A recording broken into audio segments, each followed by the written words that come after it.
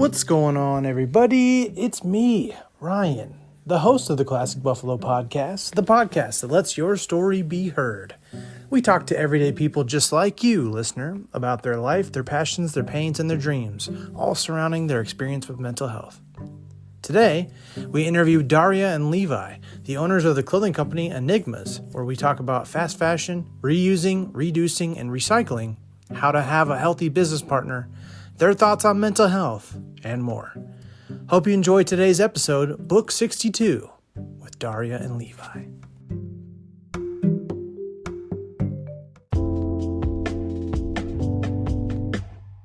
Joining me today is Daria and Levi from, is the company Enigmas?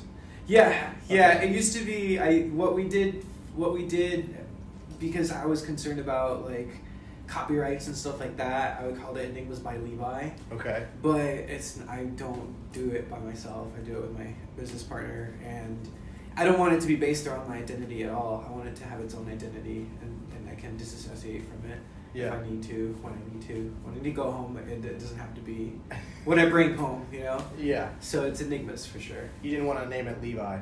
No, that too. Right. Oh, my mom calls me Levi. Levi. Yeah, okay. So I'm Latinx, and my mom and like all my family, they use the Spanish pronunciation. Yeah. But I go by Levi because it's easier for people to catch on, or they see it differently. Yeah. Yeah, welcome. We kind of met at, I don't know if you were, Daria, if you were at the event where you met. She was not. The pattern. No, I was not there. Yeah. Yeah. Well, one of our close friends, Alicia. Yes. She was there. Okay. Big Fro. Yeah. Okay. Yeah. So that's kind of how Levi and I met, and I'm super excited. Like I love Levi. I love your work. But yeah, let's get into it. I want you guys to kind of talk about your backgrounds. So like day one, both of you separately emerged out of the moon, unless you're fraternal twins. I didn't catch that, but like, where are you guys from? Go ahead, Daria. I am born and raised in Chicago, Okay. Rogers Park. It's like North Side. Okay. Cubs fan then? Yes. Okay. Yes, I'm a Cubs fan. Do I watch baseball? No. I ended up at Ball State because I wanted to get out of the city. Okay. I was a kinesiology major, minor in fashion, and a double major in dietetics. What is that? Food science. Whoa. You thought it would be like nutrition, but it was more like cooking. So I am a cooking school dropout.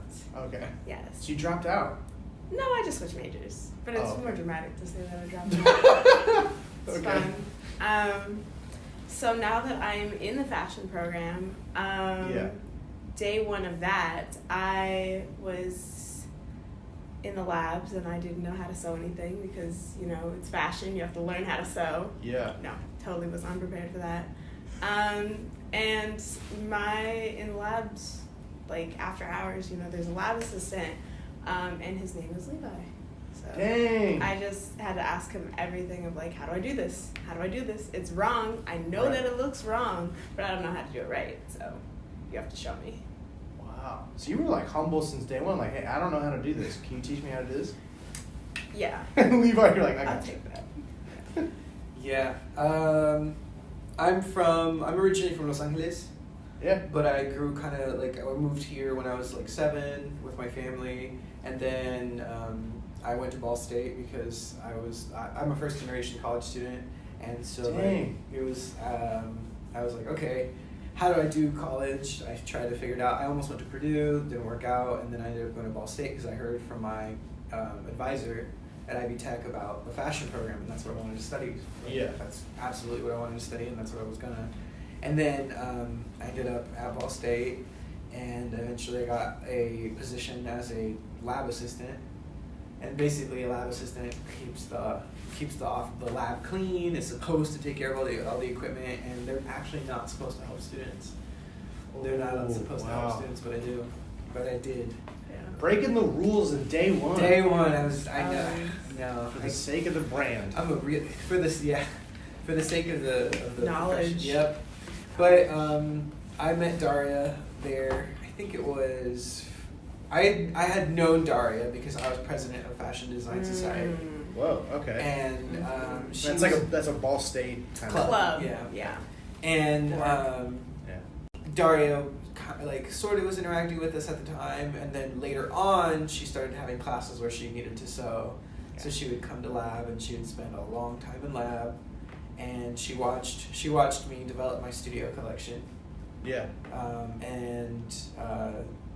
We ended up interning together, and then interning where? Butterworth Industries. Yeah. In Gas City. Yeah. So there's this company that makes like all of the covers that are used in painting automobile parts. So the robots that paint cars, they make covers for the paint, and this is where they make them. Yeah, that's where they design them, and so that's where I work now. It's my 9 to 5. Wow. But yeah, we interned there, and we also ended up going to New York for Fashion Week to show my collection. No way, dude. Yeah. Did you have to get like approved to be in there? We were a fringe show, so like it's kind of like a film festival where it's like you have like the festival, right? New York Fashion Week, and like whoever's on the lineup is whatever. But then you have fringe like shows, little shows, like small everything else organizations. So you were in that. Yeah. Okay. Yeah. Well, you were there. We were there. I was there, and we learned Go a back. lot. But there was a moment where I was like, I don't think I can treat you like an intern, because first of all, we were kind of on the same level for a bit, and I was like, I think that you put enough effort, and if you think this is a company that we can like actually get off the ground, then I think you should be business partner. Right. And so there we go. And so that was like how long ago? That you kind of officially made it business partners. New York October? Fashion Week. Yeah, New York Fashion Week. Okay. So that was September. Yeah. So recent. Yeah. Okay. Yeah. What's that been like the last 6 months? It has been 6 months. We don't stop. So wow, it's only been 6 months. Yeah. Well. Wow. I guess it's kind of nothing's necessarily changed. The amount of independence Daria can take. Before she it was always like, all right, Levi, what should we do about this? And then I would always ask what she thought as well, what's your thought process on it? Yeah. But now it's like, all right, that's a bad idea. Let me skip the middleman. She'll go, that's a terrible idea. Or hey, we need to do this, and I'll be like, oh, do we? But okay. Yeah. So I think we're telling the story from the middle. What has happened in the progression of Enigmas as a design and a force and a company versus what has happened to us as friends and people has stages. So there's a time when we're in the labs, which is Ball State's classrooms. There was a time where we had no space at all. And then now we're at Mad Jack's, where we have an office and a lab to ourselves, and we're kind of doing work there. So I think does that sum it up? Does that I think so. Okay. I think socially you're talking about physical space, right? Yes, but also a timeline, because that's how our timeline has moved. Yeah. So we started out as both non-professional, just students, and then we moved to. Oh, we're doing stuff, and this could be a legitimate company. This could be a legitimate thing if we were put effort into it. And then now we're at that point where we're all right, now we got to get certified, and we actually need to start selling products. And we pay rent. So it's changed. It's changed socially too, because it's no longer. It's a supposed. mentor-mentee. Yeah. How do you successfully navigate that relationship? I think on the tip of my tongue, we have a lot of fun together at the core of it. Mm-hmm. I think we also are pretty honest with each other. Yeah. Or if we have a project and it's not really particularly a great idea, which is often one of my ideas. Yeah. Is for example, last night we were, all right, we need to sew hats, and we need to do this and to do that and do that, and then Daria goes well, do we really have to? We've been working on these hats all week, and we have this podcast at 9 a.m. in the morning, or 10 a.m. in the morning. Right. At some point, Daria goes I just don't think I think we need a nap, a break. Yeah. And that's what we do. We just have to be honest with each other, even if we try to support each other. Right. It's honesty. Communication. You can't. So much communication. Is there kind of a thing you should look for in a business partner in general? I'm an entrepreneurship minor, so like they'll tell you to like find people that don't have the same strengths as you, or find people that see things different, and find somebody that you can trust and But it's really, I think your business partner is going to be someone that you just can't not have as your business partner. You want them to have honesty and drive. I think those two are the most important. Right. Yeah. You want to be able to say, like, I don't think I've never questioned what this person has ever said to me. And then drive, you have to be like, all right, are they gonna, if I decide to like sit at home and like not work that day, well, I know that they're gonna call me and be like, all right, we gotta get moving, we gotta do shit, because that's something that we have to do for each other, because we're very busy people, we're super busy people. No reason. So like we have to really go like, Daria, we gotta get to work, or like Levi, you need to take a break. Yep. Yeah, what's the goal, you would say? Like to have a full clothing line, or like I'll be broke. Facts. Start there. Well, for Enigmas, we would like it to be self-sustaining. Okay. Mm-hmm. Do it full time for both of you? Absolutely. Yeah. Absolutely. I mean, I would love to, and I know Daria is unfortunately a student still, so it's very difficult for her to go like, oh, I would do full time. But if we work at it, it would be amazing to just this be our jobs, our career. Right. Taking that mindset of I have to do this 9 to 5 until I can make this work. Like, do you have that accurate mindset of like, I'm just gonna do the best I can at this, because I know in the long run, like, I want to do Enigmas, I want to do this, and then the same question for you, Daria. Like, I'm almost there. I just gotta graduate. I gotta like, what are your mindsets in each of those situations? The people that I work for are really good people. They're really awesome people. It's a family-owned business. I'm just a person who naturally would not be good at doing the minimum. I'm just not that kind of person. I feel like I care about people knowing that I'm a hard worker. Mm-hmm. So like for this job, I put 100% in. I always put a lot of effort into it, and I try to improve things. I'm not just, I'm not clocking in and clocking out. It does. I do have that like idea of like, I'm doing my best here, but this isn't going to be my home. Yeah. But I can't compromise. I have to work really hard everywhere. Like I used to, like I've had many small jobs, because as a student or just as a young kid, I've always just had the work ethic to like slice the onions as good as you can. And get as much as you can done and stuff like that. So there's always been the working hard, I can never work hard enough. But maybe doing something that takes care of me, but I also feel like is making a difference, is where I lie. Is where I need to like go to sleep at night. Is knowing that whatever steps that I'm doing is actually something that is changing an issue that I see, or is making something better, or just is even a fresh breath of air. Where, I don't know about you, but like I keep seeing all the new clothing coming out, and I don't feel like we're going in any direction at all. Yeah. So with fashion, aside from like pollution and like all of like those things, at the very least having interesting clothing, put out, that would be nice. That'd be real nice. Right. Yeah, I watched Hassan Minaj. That's his name, I think. Yes. He was talking about like fast fashion and Zara and H&M and stuff like that, and all of them. The pounds and pounds of clothes that, like, how people will buy such an item and then use it for such a short period of time. Use it and then give it to their friends, right. Give it to Goodwill, sell it to Play-Dohs.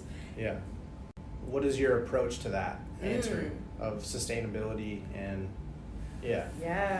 Yeah, I think there's a big issue with value, and that's a big thing for Enigmas, is we want to create items that have value that you want to take care of and keep for a long time, as opposed to, like you can go to H&M and pick up the like latest trend and be like on trend, and you can do it on a budget. I can wear it tonight. I can wear it for this thing that I have coming up, and then it'll just. And then you can toss it because you don't have you won't Yeah. spend a lot of money on it. So it's what's Low it to you? commitment. You know. Right.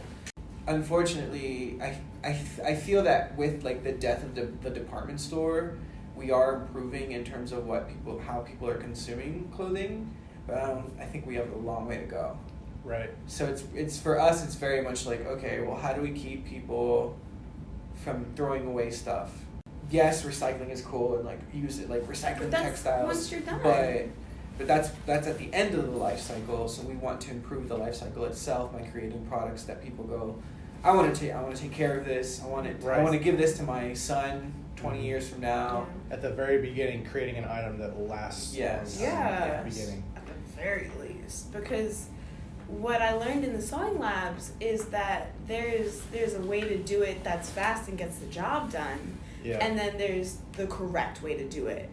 And in the industry, no one learned anything. Like there's a huge gap of knowledge between people that are coming out with fashion now and want to be designers and want to be trendsetters and want to do this, that, and the third in fashion. But the difference between like knowledge that would come from a book versus what you can pick up on YouTube is very different and like kind of sad. How much is fashion like, oh, that's a good designer, that's good quality, and how much is that objective and how much of that is subjective? That depends. That's my favorite question. So each brand, and I say brand because designers aren't necessarily their brands, and their brands are not necessarily the designers. So Calvin Klein isn't necessarily Calvin Klein jeans, because what happens with a lot of these designers that are either popular or well known is that sometimes they build different lines for different target markets. Yeah. Different stores.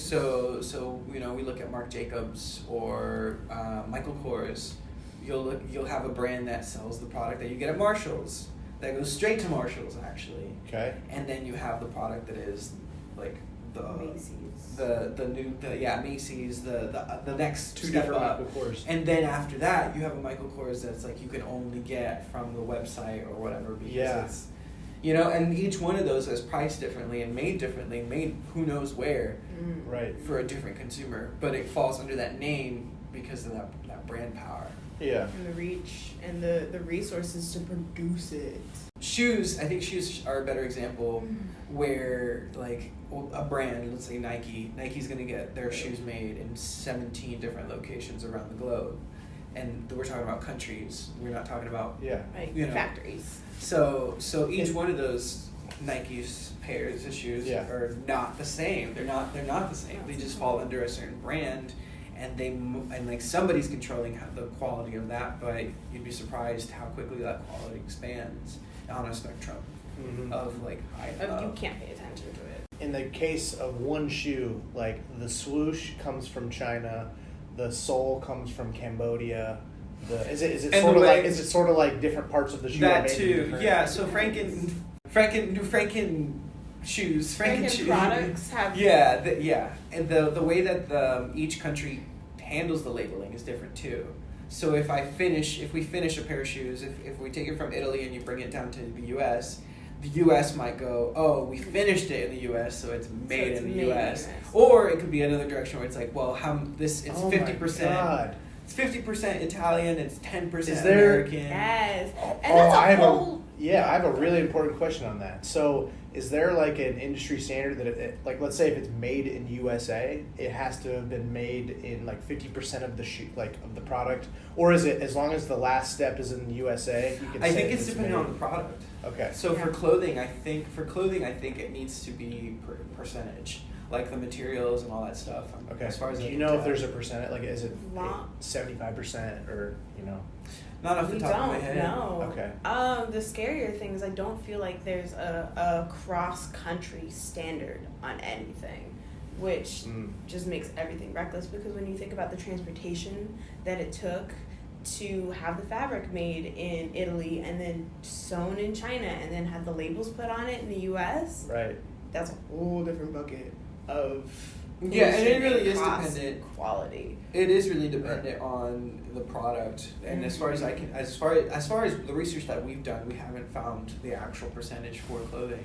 Yeah. Do we just know that there's different kinds? Because we understand How things move. right. Yeah, you don't have to know the percentage. I'm just curious because then it's like there might be companies that legit are selling themselves as made in the USA when most of their product is actually made overseas and only a certain percentage. That industry requirement of, it only has to be finished in the USA.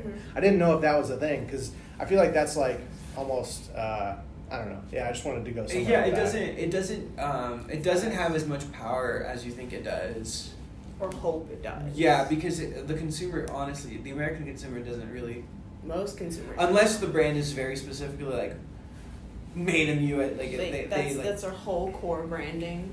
I guess that's my point. I'm wondering how many brands do that. And then 10%, that industry required 10, 20, I don't know, 75% is not. It's not fully. I'm just curious if that's a thing or not. I mean, you'd have to do some digging, but you'd specific probably thing. get your heart broken because there's only one company that I know that would like to maintain its quality cross country as far as labeling and things like that, and it's Levi's. They have a TOE, which is a trade something. It's a trade. I did a paper on it actually, and now I just can't remember. But it's a trade agreement across all of their factories that say that we're producing this level of quality, that's and cool. it's recycled and all of this. Shout out to Levi's then. Yes. Ironically. But we don't make jeans.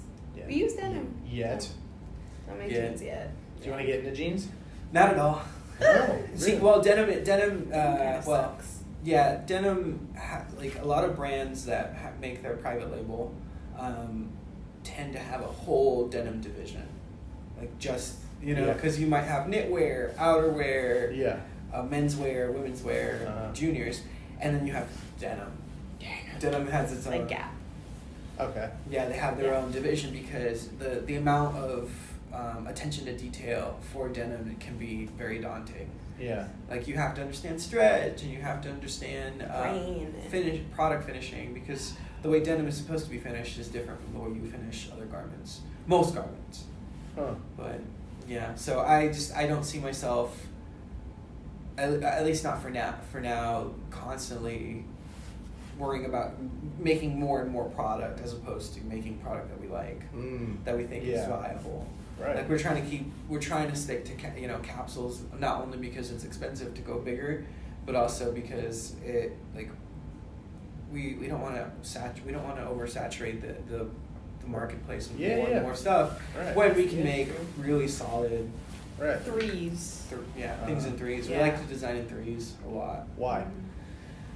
And is that 3 different designs, or let's say, for example, is it let's say you had a triangle design? Would you make a blue design of that, a white design of it, a black? No, I'm trying to understand. With the hat. It definitely looks. It's very esoteric the way that we use threes because sometimes define esoteric. Yes. It's very spooky, scary, magical, weird. I was just saying you like the number 3. Yeah. For example, we're working on these hats right now that are dropping for spring, and we have a colorway, three colorway. Yeah. All right. But we don't want to do that with every product because, like we said, we want to make products with value. If it's always the gimmick is always 3, then it's how do which one's the other 2? Right. Yeah. What? And maybe only one colorway looks good with that design, or maybe one thing. You only want to do a one-off of that thing. So we prefer doing our looks in threes as well, and mostly, because then we can go all right, we can tell a story with 3. We can have a certain amount of diversity with 3, and it makes us orchestrate the collection a lot better. What's the reaction that you have when you tell people you're in fashion? Do they go, "Oh, okay, cool," or are they like, "That's weird," or like, "Oh, that's awesome"? What's the reaction? It depends who you ask. Okay. Parents, grandparents, family. Yeah. What's the reaction there? My mom loves it. I got all my fashion sense from my mom. She has 1,000 closets. And ever since I was a kid, I would just wear all her shoes. She worked 6 to 6 teaching on the south side. So she was gone like 6 days a week, and all those 6 days I was in her shoes, just trying them on. So she's thrilled. She's like, why can't you make me this? I want that. Right. Please. My dad and my sister don't really get it, and my aunt is also thrilled. Actually, I just realized how many she is. Yeah. My mom and my aunt are very different shoppers, but they are both shoppers at their core, so they love that I'm in fashion. Actually. So my mom is I'm a first generation American as well, and so she came here at a very early age, and she tried to grow she grew up as a teenager here, and so her viewpoint of things is very different. She doesn't quite understand what I do. She likes it. She's like, that's a beautiful dress. I don't really know what you're doing or where you work, but I'm glad that I'm very happy that you're doing what you want to do. Yeah. My sister, my I don't really have a big family, so I can literally just count who feels what. So my sister, at first, she kind of thought I was just kind of messing her, just fucking around, because it's a very flighty, artsy fartsy type thing. And then now that I'm actually going to fashion shows and I'm doing stuff, she's just all about it. She's super excited for me and she's supportive. Yeah, so it's a mixed bag. Yeah, how do you push past the people, whether family, friends, or social media, of people not supporting what you want to do or giving you hate? How do you push past that? The thing is, I don't feel like I run into many people that don't think we should be doing what we're doing and understand fashion. So it's kind of funny. It's really funny because the people that I used to have to, for my other classes, marketing class or business classes, stuff like that. Yeah. They're like, you have to go to the career fair, and then I have to tell them I'm a fashion major and I just know I'm not getting a job. Right. But the people that understand fashion and at the same time see what we're doing or see what I'm doing, they're like, oh my God, hurry up. Or can I get this? Or really just hurry up. And I'm like, I'm just one person, please, no. So it's really amusing to see people, to run into people that don't get fashion, and because everybody that does or is kind of aware in fashion is oh my God, this is amazing, or you're doing so great. And everybody else that doesn't get fashion really just kind of steps aside. So it's kind of nice. People don't like or get what they don't understand. Yeah, and they don't want to be bothered, so I'm not going to be bothered, you know? If you, and this applies to music, this applies to, any other business art, business art form, where, you for you to be able to do it, you have to really sell it. Nobody pays my bills but me. So I'm not concerned with what people think about it, because if they don't think it's cool, if they don't think I work hard, I'm gonna let them, because it's that bad. If it's that bad that they would think that what I do is a joke or isn't supposed to be productive or will not succeed, then I'm just not gonna. I there's no way to get past that. So for me, it's definitely I just focus on myself. I focus on my art, and it will show the effort, not the talent. Yes, you can be talented, but if you don't put effort in, you're not gonna succeed. But if you're not talented and you put a lot of effort in, you're probably gonna succeed still. Yeah. Because effort is different from talent. Yeah. Right. So for me, I'm just gonna keep putting effort in and watch. Just that's all you can do. People give me so much advice as a designer, and I'm always I don't know why you think I need your advice. Because because I'm a professional. I have 2 degrees. I have a degree in apparel design and a degree in fashion merchandising. Yeah. So some people will be like, well, you should do this, this, and this, and this, and this. And I'm like, bro, you don't understand this. You don't understand this industry or this craft enough to try to sit me down to teach me. Yeah. And you get that a lot with fashion, and I'm sure you get that a lot with music or I remember when I was an artist as a kid, everybody thinks they need to give you advice, even though they are not willing to do it themselves. Right. So is it different than oh, dude, you should do this or whatever? Absolutely. That's different than oh, well, you should do those are 2 different things, right? Very different. Because one friend's oh, you guys should make backpacks. And you're oh, cool. cool. Because you're like, all right, I'll think about it. But whereas one's like, oh, you shouldn't do that. You should do like someone's trying to be your teacher. Yeah, like I work with boomers. I work with boomers and like bless them. Thank you Boomers for are being cool. good people. But sometimes they're like they're like, this is this and this in fashion, and you should understand that this is how it works. This is beautiful because of X, and I'm just like, I'm not interested in what you think is beautiful. Like, you're not buying my stuff, nor would you. Like, I don't. It's very weird. It's very much The Devil Wears Prada is like the pinnacle of everything.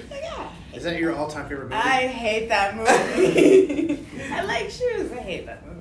We won't go into that. But yeah, like, it's different because I appreciate when people go like, hey, that would be totally cool if you did something like this, or I would love this dress in this color. Yeah, that's different from, but then like, you shouldn't design so crazy because nobody's gonna buy that. Yeah, like, I've had people talk to me like that. Boomer energy. Yeah, and I'm just like, well, I don't plan on selling at Walmart, so you won't see me. Like, right. So Walmart has upped their game in fashion. I will say that. Like, I've definitely noticed a difference. I feel like they're hitting trends. Yeah, there is the first time I was telling my coworkers like, oh, I love your dress or something like that, and she was like, I got it at Walmart. I was like, what is going on? So, shout out to Walmart. That's back into fast fashion. We don't want to jump that way. Yeah. Well, you brought it up. I did bring it up, but it just flowed. So what do you think for fast fashion? How do you guys as a brand, and then how do we as a consumer make steps to battle that? A big thing for Enigmas is we want people to learn. We want people to learn value because yes, we can provide value with our products, but not all of our products are the ones that cater to everybody. We can't. Yeah. We're not magicians, But we think that the brand is built around a value that surpasses a single product. So once you go like, oh, I love Enigmas' editorial fashion, like just what they make and what they design. Like, I want to believe in the value of like quality clothing when I buy from someone else, and make them go like, yes, I'm paying. I could have bought a hat for $15 over here in the corner store, but instead I'm gonna pay maybe even 3 times as much or more, but I know that it's because it's a quality product and it's an investment. Yeah. Clothing used to be an investment. An investment. Literally just an investment. You would go to the department store. You would, if you're not making your clothes, because as soon as people stop making, I just took history of costume. So like as soon as people stop making their clothes, all hell broke loose. We went from an indisposable product to a disposable When product. did that happen? Department stores, so like 1960s, right after. So like the sewing machine was big because everyone was like, oh my god, I can make all my dresses in my house. Yeah. But as soon as, I think after World War II, because we figured out how to mass produce and size things, because there was a war going on, so we needed uniforms. And wars kind of change industry a lot very quickly. It's kind of my favorite thing. But right after World War II ended, the sewing machine kind of declined, and it was like, I can buy my dresses if I have enough money to buy my dresses. Right. So as soon as that happened, and less people made their clothes, and you could buy more. And we started outsourcing. Once we started outsourcing, which if I remember correctly, happened towards the 80s, where we really started outsourcing all of our products. Mass producing and outsourcing. That's when people went, oh, I can throw it out. Yeah. So I want to talk about the coronavirus. Really? Did you wash your hands? I did not. I did not wash my hands at all. So, hand sanitizer break. So I wanted, people are scared because we get things from China, that we are at risk for just buying Chinese products to getting the coronavirus. Is that possible? With textile products? Yeah. I don't know enough about the coronavirus to know if it sticks. I hear that from what I understand, the norovirus lasts up to 2 weeks. The coronavirus only lasts up to a few days on a surface. Uh-huh. And the only way that, from what I understand, catching it is you touch a surface with a contaminated surface, and then you touch your face or your mouth or your eyes or something, and that's how you catch it. Mm-hmm. So as far as I can tell, like, as long as you're keeping yourself clean, you should be fine. Right. Because clothing takes a bit to shed. It takes a little bit. It has to be done through bales. Yeah, they have to swim it over. Mm-hmm. I just feel like everything happening news-wise. Yeah. Just seems so unreal, that the fact that there's a virus that everyone's freaked out about, is not hitting me like an actual thing. Yeah. I feel like I'm living in some type of fantasy world where, like, oh, this is happening with the government, this is happening with, public health. Like, Flint still doesn't have water. Yeah, it's been talk 6 about years.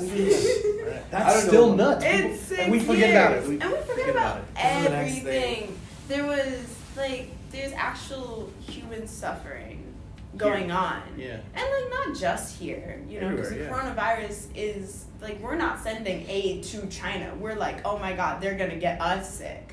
That's messed up. I hate Americans. I really do, because, like, there are actual people dying sick in a country somewhere, and we're like, oh my God, we don't want to catch cooties. And on top of that, there's people in quote-unquote refugee camps here that are not, like, optional camps. Mm-hmm. Okay, there's people in Puerto Rico that are suffering because, they just get constant hurricanes. Australia just had a fire. Like, I could run down this and we could all just have a lot of panic attacks and be freaked out. So what's the goal to kind of get out of that so we can actually do something? Buy an island. Buy an island. What I meant, just escape, go away. Alcatraz. Let's hang out there. Buy an island. What I meant was, like, compassion overload's a real thing.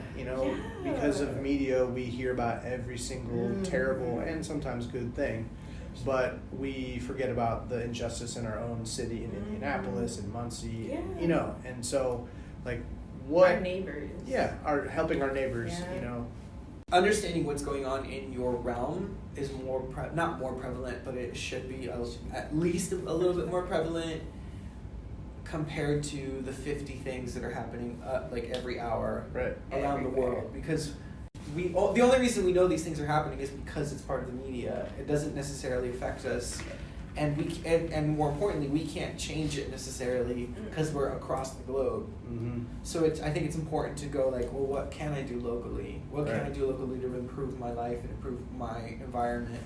Because that's what's actually going to change things, and that's what's actually going to help improve the earth a little bit better. Mm-hmm.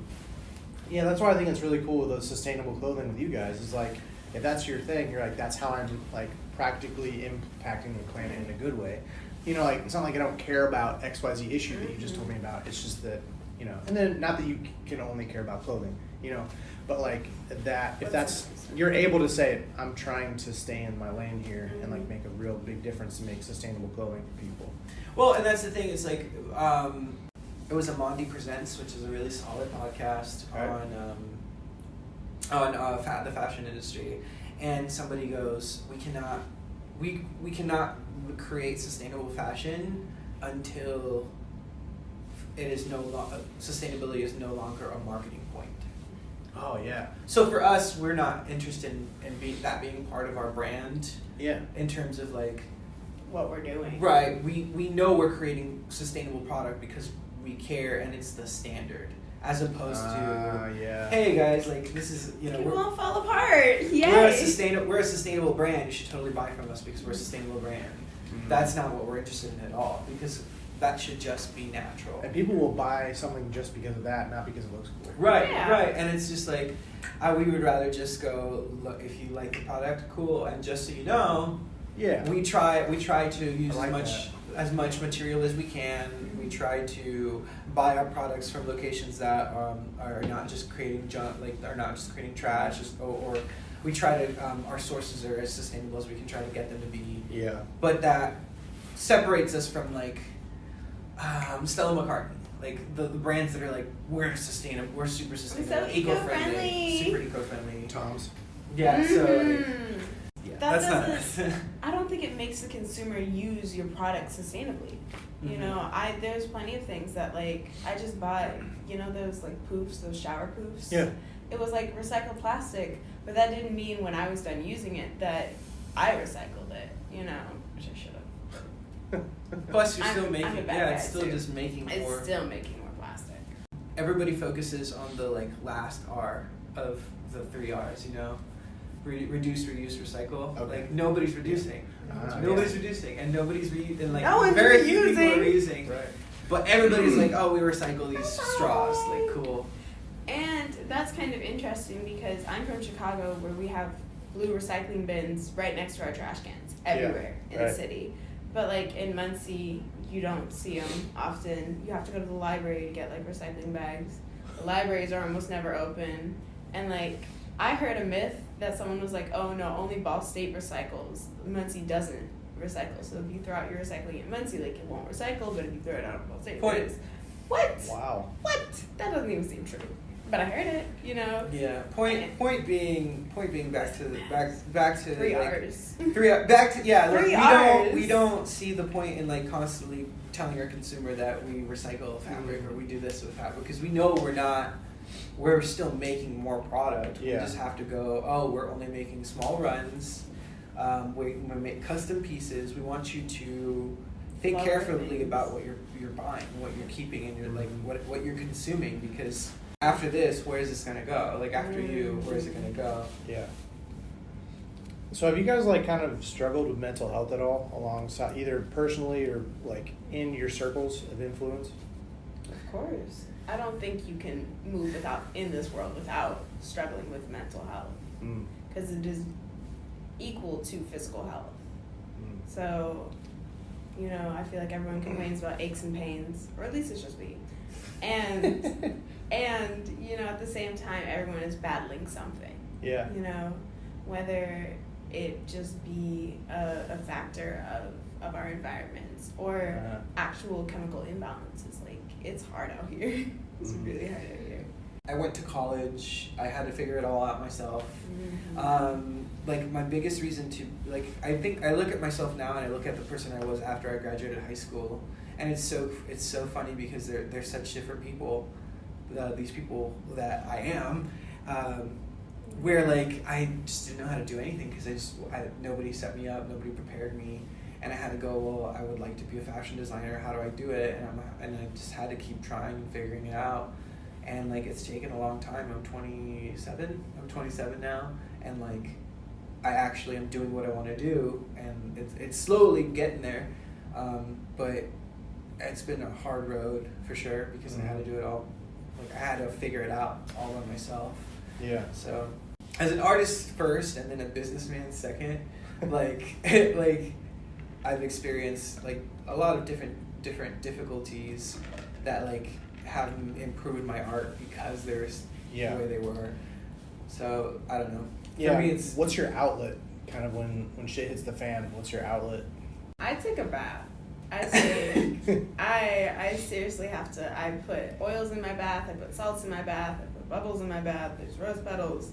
It's a bath, and usually that's my escape, and I'll sit there for like 2 hours. That's my favorite thing to do. But if not, and it's not freezing cold outside, you know, I'm in nature. I'm running. I'm taking a walk. I'm trying to do something that's as active as possible, if not as deactive as possible, like writing or being in the bath. Yeah. But yeah. you know, I love to actually design. So for me, when I really, really need to, like, fall in love with it again, or like escape something, I still like to like sit down and design. Whether it be illustration, like the most basic form of design, or me to go like, all right, I want to practice a certain technique, and I'll practice it in 4th scale, you know, instead of full scale, just like a quarter scale. And like for me, that's a big outlet. I'm a very social person, so like I like to find people to hang out with that I care about. So that's another outlet. I play Dungeons and Dragons. No way. Yes, sir. Yes, sir. So like every Sunday, like that's my big outlet Yeah, I have a Dungeons and Dragons story. I've always just wanted to try playing it, and so I was like created a character that was like good with talking with people, and I just got left in the ship, just took off on the mission because my character got stuck at the bar talking with people. I was like, wait, well, no, I don't. Okay, you got drunk at the bar, and then you got like Ryan, just come back in like 30 minutes. Like your character's back at the home ship or whatever. What? You know. That sucks. And then what a DM. That's a terrible DM. And then I was like, I had just a flute. Like it wasn't a strong character or whatever. And I was like, what if I just played like we were walking in a forest or something like that. I was like, I'd like to play my flute. I think I wanted to, I don't know, I just was trying to sow chaos a little bit. But I was like, I'm going to play the flute. And then they're like, all right, Jared plays his flute and everyone knows your location now. And like, all of the enemies like come out and like start shooting. I got shot in the leg and I'm like, dragging behind this. I was like, everyone's like, what do you do? What? Like, but this is fun. Yeah, I DM and it's so much work, but it's a lot of fun. It's so much fun. It's like world building. Yeah. It's fun. Because I want to get back into it. Yeah. Where do you think we're at with like mental health today? I find myself saying like, holy smokes, people are not as progressive as I thought, or people are not as progressive as they should be. And Daria goes like, "Are you surprised?" And I'm like, "I'm not surprised, but I can still be upset. But I can still be upset, So I feel like, for me, I think like I take mental health very very seriously because like I've met all types of people and I'm friends with all types of people who have different mental health issues that they deal with. And they're so different, like one person might have anger problems and another person might have depression. And like I take it very seriously. I think it's a very real thing, right. And I respect it, But like I forget that not everybody does. Like that there's a stigma with it. Like I have found myself saying like there's no like you go to the counseling center because I hang out with college students. I go like go to the counseling center. I've been to the counseling center. Most of the people that you talk to have been to the counseling center. Like they've sought help. They tried. Yeah. So like there's no shame in it. Like I shouldn't have to tell you, but like it's not a problem. But people don't want to because they don't want the stigma. Yeah.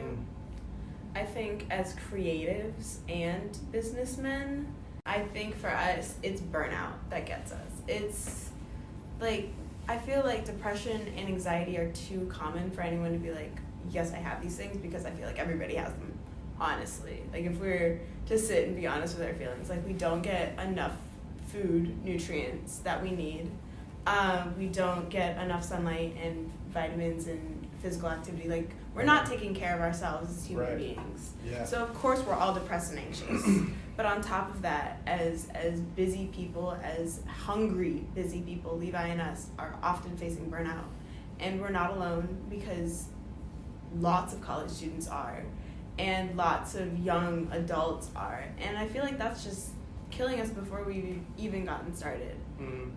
Because, like, how are you supposed to do a 9 to 5 when your 9 to 5 is killing you? Or how are you supposed to, keep doing all of these things, or to be involved in orgs and volunteer and eat right, and all of these things that you're supposed to be doing on top of paying your bills or taking care of your family. Like, of course we're all burnt out, and I really think that's because Americans live to work, and we don't need to, but we don't know what to do with ourselves if we're not working, so in that space, finding something that you actually love doing and being able to pick it up and put it down kind of prevent us from being burnt out. And that's not saying that we don't get burnt out, but at least knowing that we love it keeps us going.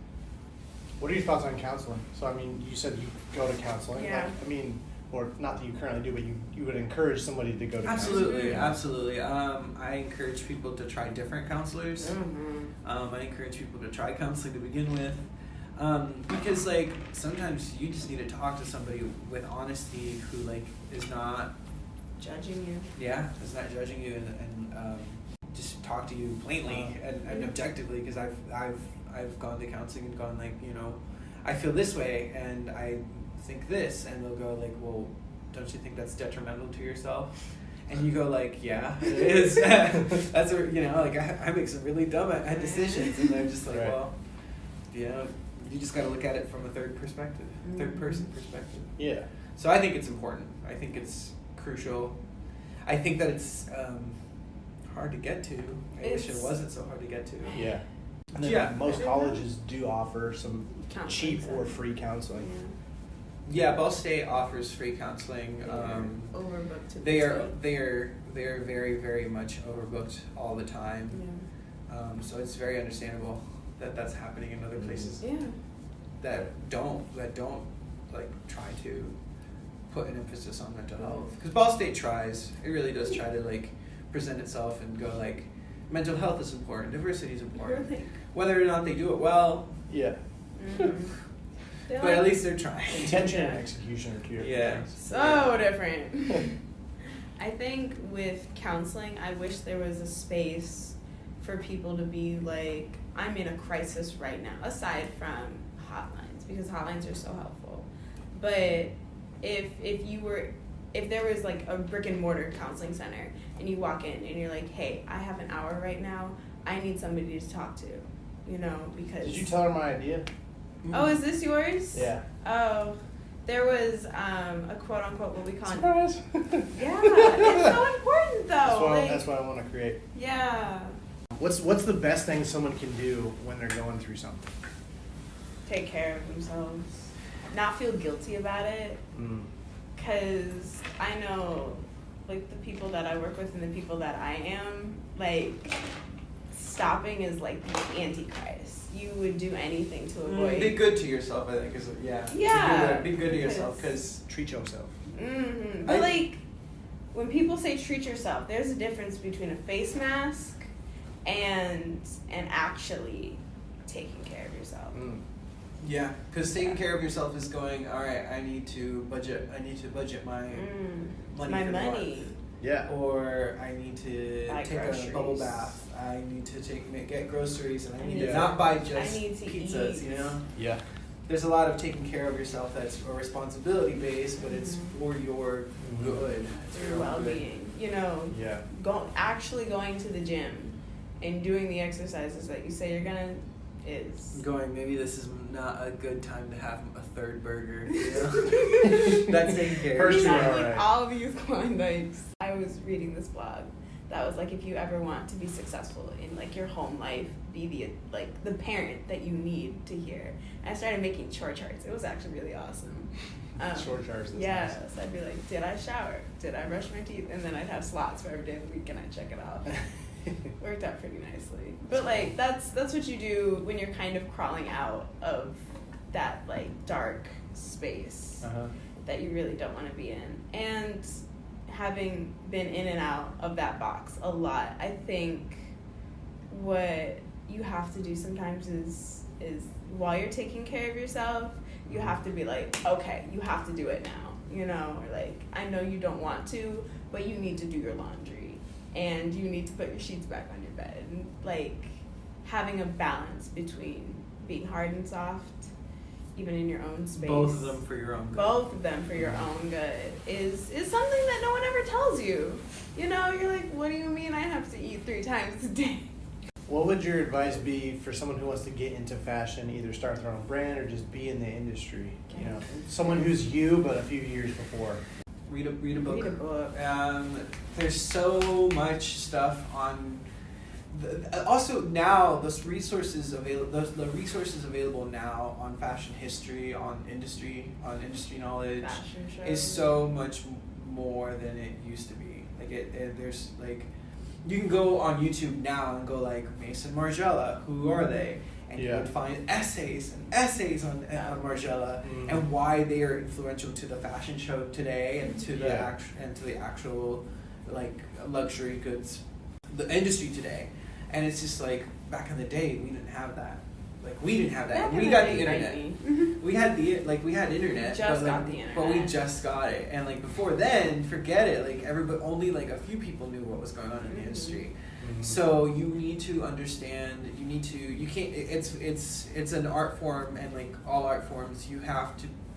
if you're not trying to become the best, then you're not trying hard enough. You need to understand the craft. You need to understand the industry. So it's just having drive. You have to have drive. A little thirst for knowledge. Yep, for knowledge. All right, so now what I want to do is, I love doing this when I have more than one person, but I want you to kind of look back over the last 3 years of your guys' relationship as business partners, friends, all that stuff. And I want you to kind of reflect on that person, tell them how you've seen them grow, and that's usually kind of a neat moment. So take as much time as you want. Okay, Daria, you've gone from a student that asks a lot of questions to a chief operations officer who asks a lot of questions, but now you have a lot to say too, and I'm very happy that you are working with me. I'm so excited when I see that you believe in the brand, because it's hard for me. That's probably one of my biggest mental health issues, is that I don't always. I'm like, oh, are people gonna like this? I like it. It's fun, you know. Yeah. And then you go, of course they're gonna like it. Have you looked at it? And I'm just like, okay, sorry.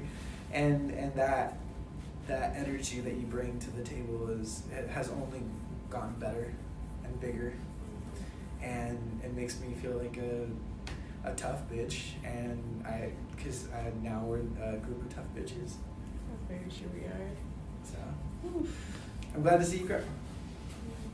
And I've seen you grow in other ways too, but that one more importantly is that you've become more professional, stronger. Thank you. I think, Levi, watching you create this collection was really cool because you did it so silently and nearly effortlessly. You were very much like, this is what I'm gonna do. This is just you doing it, you know? And I don't think you really realized what you did, and watching you slowly become aware that this is something else that has taken form. Like, you created a life in doing this project and in building this collection. And in that life is Enigmas. And I think I'm very proud of you because you seem ready to fight for it. I'm happy that you've gone through Butterworth, because Butterworth has made you not hard, but definitely tough in your ability to communicate and fight for yourself and fend for yourself. Thank you. Yes. You've gotten very... That's a big goal. I want to be independent. I don't know what that means necessarily, but I'm trying. Not if you joined my hip. Boom. There you go. Now we're going to get into our final five. Exciting. Final five. Number one, you get to hang out with anyone for dinner who's alive. Who's alive? Yes. Michelle Obama. No! Okay, if you say Michelle Obama, I want to hang out with Nicki Minaj. Okay. All right. Why for each of you? She's such a symbol. She's a symbol. She was president. Yeah, she was lady president. She was the actual president. But I, like the clout that I would have. Like, yeah,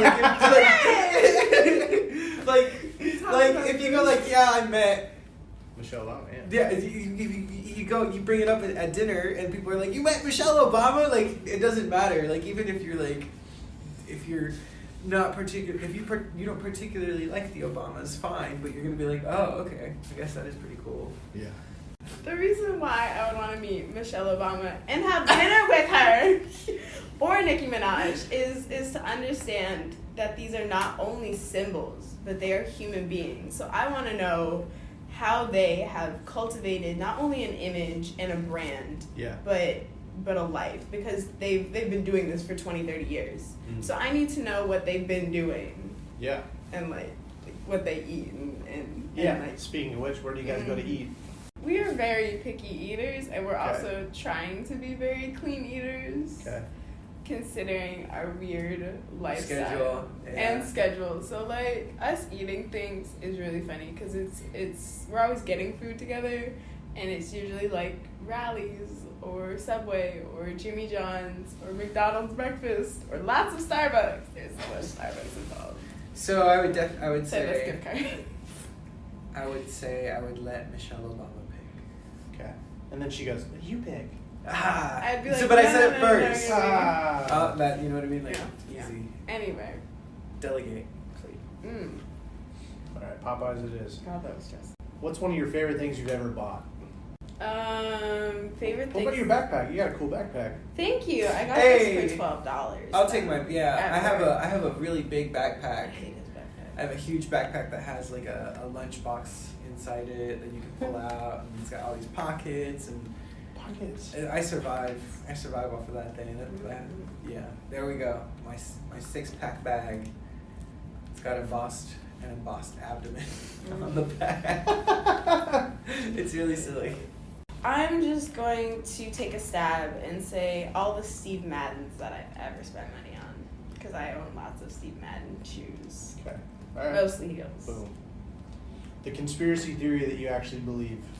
The Long Black list. Plague was made by aliens. No! What? Yeah, I think so. I think The so. Black They Plague. didn't wipe out enough people though. I'm mad about the Black Plague actually. It was so dirty, and then they had the audacity to be like, "Oh no, why is everyone dying?" That's fair. No, I don't know. I can't think of Made by like. aliens. 9/11 was an inside job. Aliens. No, Ghosts. that's been proven. I met this. Shut vet- up. No, I'm serious. All right, so you believe in 9/11 was an inside job? Yes. Okay. Aliens. Aliens. I love aliens. I think it's. You talk about it like you met. I went to lunch with aliens last week. I think that it's very Star Trek. Like we have not like there is like a whole republic out there, And but just they're just like, well, they haven't figured out how to be peaceful, so they They're just don't. gonna keep suffering. Once they discover space travel, then we can say hi, and like we're Maybe. just like, there's nothing out there, guys. I don't know why there's nothing out here. It's only us. Yeah. The best piece of advice someone's ever given you. You're supposed to be having fun. That one kills me. My mom was like, "Why are you so sad? You're supposed to be having fun." I was like, "Really? Say less." Say less. Be as honest as you want people to be with you. So I try to be really genuine. I try to be as genuine as possible with everybody. Yeah. And I hate lying. I hate lying. It's my least favorite thing to do. I would rather you know exactly what I think, Yeah. and it's hard for me to not be that way. It's hard for me to like hold my tongue. We're working on that. Honesty. Your favorite part about yourself? I can fit in really well in most places. I can fit in with a lot of people. It goes back to that whole honesty thing. Like I'm trying to be as honest with everybody, and that usually makes it easier for me to get along with people. Yeah. And I mean, I have a temper, but like, if I'm careful, like, I can get along with almost anybody. Yeah. And they can learn to care about me, and I can learn to care about them.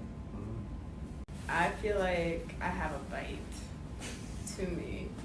Like I'm 5'2", so like that comes with a slew of problems. People think that I am like small and like Yep. yeah, all of that. So having, like I can be nice, but I'm usually kind of mean first. Yeah. All right, so now what I want to do is I want you to pick a person, significant other, brother, sister, best friend, Janice from 8th grade, whoever you want. You're like, shout out Janice for, getting me into fashion, or like for loving me, shout out mom, whatever you want. You're picking a person, encouraging them, like thanks for blah, blah, blah, blah. And then you're going to kind of share this part of the podcast with them so they can kind of hear it. It's kind of, pour it into another person. So, and then take as long as you want doing that. All right. Miss Young, wherever she is now, she passed away a few years ago. She was my teacher, one of my teachers in high school, and she was an English teacher. Mm-hmm. Super, super smart. And she was Dr. Young, but everybody was used to calling her Miss Young. and Dr. Young was just such a smart person, such smart, like, and they represented a lot of teachers in my life. So like, there are so many teachers in my life that like saw something in me, that cared about me, that wanted me to become a better artist, person, et cetera, et cetera, et cetera. Even when I didn't think that myself. Yeah. And so, Miss Young, if you're out there, I love you, and I hope that you're okay wherever it is you are. And I would not be here if it weren't for her and people like her. That and my boyfriend. Say hi, Ryan. There you go. Hi, Ryan. I will have to go with my mom. And honestly, my whole life, she has been my superhero. She has always been this Wonder Woman, dashing from one thing to the next. And I got absolutely everything from her, including this jumpsuit, sadly. So, hi, Mom. I love you. I'm sorry I haven't returned your texts. Hey. I will call you before your birthday and on your birthday. I hope you're doing well. Thanks so much for joining me, guys. Yeah, thank you for having us. Thank you. Shout out your stuff. Yeah, so we're currently on Instagram, Enigmas, ENIGMAS .Levi, LAVI. That's our handle. You can see all of our stuff there, and please check us out. We're doing our first drop soon. We haven't put a label on when yet, but look forward to it because we have a small amount of really awesome hats that are going to make your spring and then the rest of your year really fucking cool. So. And years after that, of course. Yeah. Only for 1 week, then you have to throw it away. Just bloop. Don't do that. All right. Bye, guys. Bye.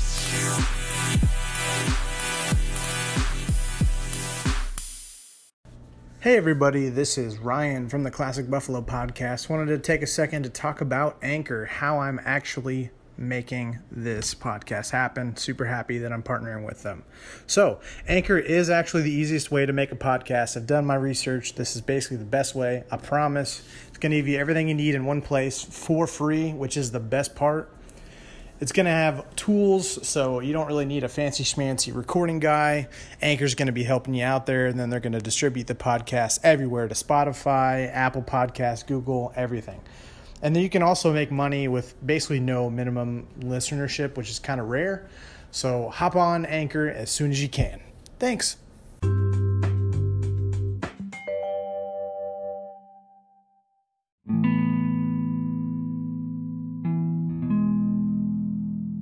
And that's the episode. Thanks so much for listening. If you'd like to be on an episode of The Classic Buffalo with yours truly, or maybe you know somebody who wants to be, please reach out to me over Instagram at Classic Buffalo. And now it's time for my favorite portion. Maybe it's your favorite portion. Maybe it's your friend Janice. Maybe it's her favorite portion of the show, the debriefing. It's really interesting how I met Levi and Daria. Levi and I met him at a Startup 317 event, which was Startup 317 is kind of how I was doing all my pop-up stuff and all the window stuff with Vintage Indie. And Levi was there. He just sat next to me. Super nice guy, and was just talking about his business, and he just only good vibes. And I was like, man, like I'd love to, because he showed me some of his artwork or like just the stuff he was working on. I was like, man, I'd love to just kind of share your story of someone who's like creating a clothing brand. And then I met Daria the day of, but she was awesome, and they make a good team. And hopefully you were able to take some tips and tricks from today's episode, as for the rest of the episodes. There's always, I feel like, one or two good things from everything that you can kind of learn and be better, once you learn or once you listen to this episode. So, a few things. One would be like, if you have haters in your life, if you have people that are your parents, your friends, maybe even, I don't even know if you'd classify them as friends if they're going to talk or not believe in you, but, who are those people out there that they don't believe in you, or they have something to say about, you know what, you should do this, blah, blah, blah, blah. Maybe you don't listen to them. You may have a degree in your field. You may be beginning. You may be right. take everything with a grain of salt. Take their approach, and knowing that, I feel like they have such confidence in what they're doing, and they've mentioned that all of the good feedback they feel like they've been getting are from people with fashion backgrounds. The people that they get negative feedback from are from people who just don't understand. I was even watching a Gary Vee clipped super tiny tidbit about like somebody was asking him, what do you say to the people who, badmouth you, off of a 40-second clip? It's like, well, have empathy for them, because they don't understand the full story. They don't have the full picture. When somebody judges you or has an opinion on what you're doing, your dreams, your passions, or whatever, it's because for a variety of reasons they would want to knock you down or just not believe in you. But, part of me believes like we have to find the people who believe in what we're doing. We shouldn't spend as much time trying to convince people who were never going to get it in the first place. I felt like that interview or this podcast kind of flew by. It's just having so much fun talking about fashion and just their perspectives, because I love them as people. Just so interesting with the fashion industry, and that's just another like cool reason of what I'm doing with Vintage Indie and my clothing company, is like just trying to the history and like reusing old items that I just think are so cool. But it's also just a childhood, like a little trip down memory lane for certain pieces that I have. And I'm starting to get a couple holes in some of my pieces actually. But I'm like, it's still cool. And now I'm starting to enjoy like how holes look, So I'm making these pieces last a little bit longer. And it's just kind of cool how they're tackling sustainability and like how they're just trying to make it not be a marketing ploy, and for them to try making a sustainable product in the very beginning, right? And you can just knock out so many problems in the beginning. So like shout out to them. And we had recorded this episode a little bit ago, so I would recommend, it was a couple months ago. This was like right when COVID was hitting. So at this point, they probably, I don't know, I guess maybe they would be delayed in this. I knew they were trying to like drop some stuff, but please feel free to reach out and just see like what they're up to, and kind of just see when their drops are coming or if they've already had some or things like that. But they're working on some great stuff always. It's also really funny when Daria just basically mentioned what my long-term goal is. It was so funny. I wish there was a place that people could go, or like, I was like, yeah, that's eventually what I want to get to. I feel like it's kind of hard to do it now. But I'm working on, I'm 50-50 on this concept, that I want to do, which is just basically a virtual group therapy. We open up a Discord, and it's not a Discord as in like it's Discord. I'm talking about the actual app where you can like talk with people and stuff, and you could be anonymous. Let me know what you think about that. I've just thought about doing that, and while we can't meet, but kind of starting something here in Indianapolis where you could just kind of have a one time a week and just kind of check in with people. I think that would be kind of cool to do. So at some point it'd become a physical thing, but right now I'm considering just starting it on my own. So we'll see what happens. But I suppose a CBD update is in order. Nothing's really crazy has happened. I mean, it's not like I'm going to be tripping my balls out here and like doing mushrooms and stuff. It's just, it's CBD and calm you down a little bit. But it reminds me of like of Xanax Jr. a little bit, where Xanax, I just would be a zombie. But it's just like, I feel sometimes like a backseat driver. And there's almost like paranoia when I'm around other people, in the sense of like that they know that I'm high, or that I'm not even like that I'm not completely sober or whatever. And it just, that's about the extent of that. And I just feel bad because like, I'd rather just zone out and not pay attention to this person, but I kind of have to be polite. And so it's like, but I mean, it's a chill experience, I suppose. But, I also really haven't taken it like when I've had a panic attack yet. So, but, I guess we'll try and do it some more and see how it goes. But, still alive. It didn't kill me. But been doing that kind of stuff. Obviously, if you're still listening to this, I'm still here, so that's good.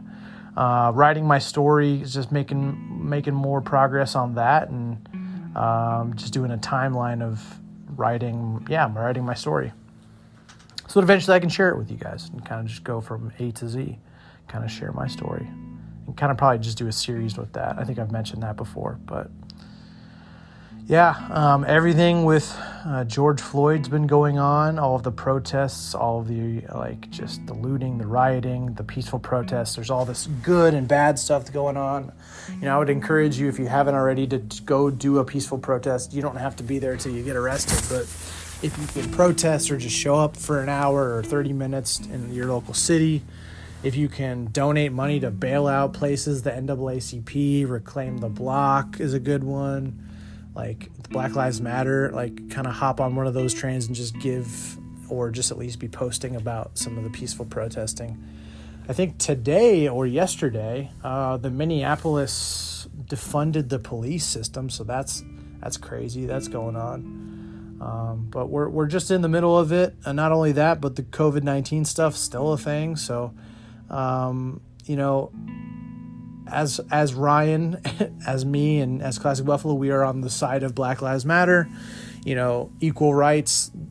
We want justice for George Floyd, and we want justice for all these people. We want not only less people to be killed, but no people to be killed. We're not on the side of police brutality. It's sad it's taking this long to get progress and to get things done. So, but we just want to make that clear. At least I want to. Just that I'm on that side of, anti-police brutality. There's good cops, I'm sure, but there's a lot of things that we can still do to really mitigate and make some good progress for a lot of people. So, just even a small circumstance. I'll dox myself right here. I rolled a stop sign. I think it was 2 days ago, something like that, and a cop made direct eye contact with me. He was on across from me, and I just completely just rolled through the stop sign, and my heart sunk. And I was like, oh shoot, he's totally gonna pull me over. And I'm less than a block from my destination. And then he just sped away and left. And I think of that so many times where I've rolled stop signs or where I've done just stupid stuff that was so simple that I'm like, if I was not white, would that be a different outcome? And that sucks. People shouldn't have to feel that way for being not white, because I don't believe that one race is better than the others. I don't believe that.